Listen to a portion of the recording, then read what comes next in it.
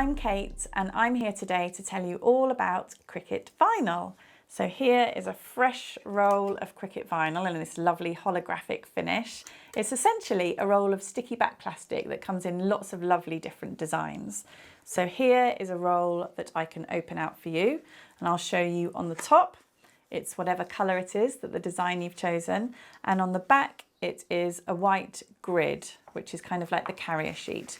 And if I peel it back in the corner, you'll see that the top pretty side is sticky on the reverse. In order to cut a shape or a design from your roll of vinyl, you attach a piece of the vinyl onto one of these mats here, and then you feed it through your Cricut machine.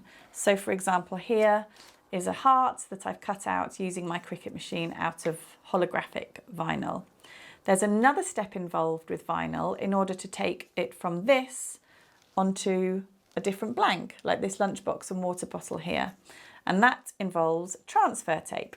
So here is a fresh roll of transfer tape.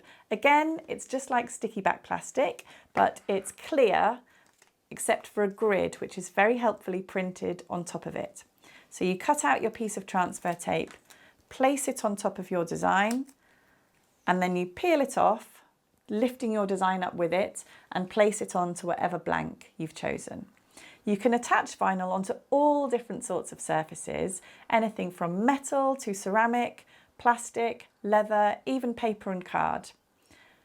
Cricut vinyl comes in lots of different finishes. So here I've got just a plain premium vinyl, I've got a glitter, I've got a shimmer, here's the holographic. It also comes in patterned and cut out versions as well. The possibilities are endless.